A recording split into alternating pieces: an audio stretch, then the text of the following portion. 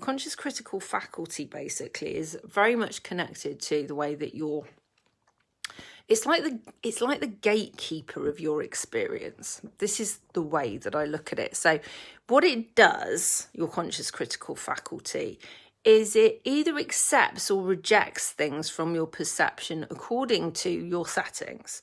Your settings are defined by things like what you've been indoctrinated to believe, your previous experiences, so on and so forth, basically, which have kind of narrowed, these things end up narrowing your channel, like in terms of like your potential experiences, because like there's stuff that your conscious critical faculty just bats away, and it's just like, well, that's not, we're not letting that in because it might be dangerous, or there's a number of reasons why we can be blocking stuff out. We could believe it's not possible because we've never experienced it before.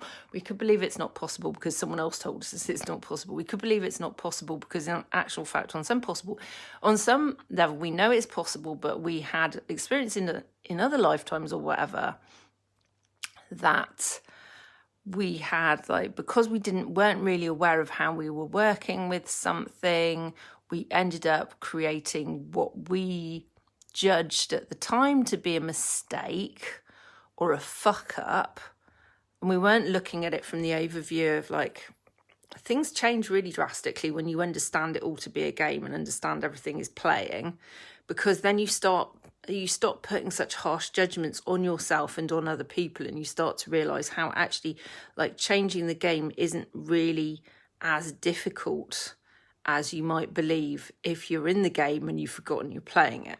Do you see what I'm saying? Basically, like when you know that it's a game, you can change it much more easily. When you don't understand that it's a game because you've gotten so embedded in it, it's difficult to change things because you don't see that it's a game and that you can switch things up, right? Okay, so the conscious critical faculty, what it does, it will bat things away for various different reasons, or it lets stuff in, like one or the other. It's like having a security guard, basically, who's just like, you're not coming in, your name's not on the list, kind of thing. You can shift, basically, you can shift your conscious critical faculties parameters. This is really, really easy to do by engaging a reticular activating system to do so. Now, your reticular activating system is what you're kind of engaging with basically from all sorts of dimensional perspectives, but basically, like, if you're looking at it from your body and your body system's point of view, and that's what's important from the point of view of actually physically manifesting stuff in your reality. In order to physically manifest something in your reality, A, you have to be at peace with it. B, you have to believe that it's possible. If your conscious critical faculty is going, that's dangerous and it's not possible, it can't land. Basically, it can't actually physically come into your holographic experience that you're creating, because you've got so much of you going, that can't happen.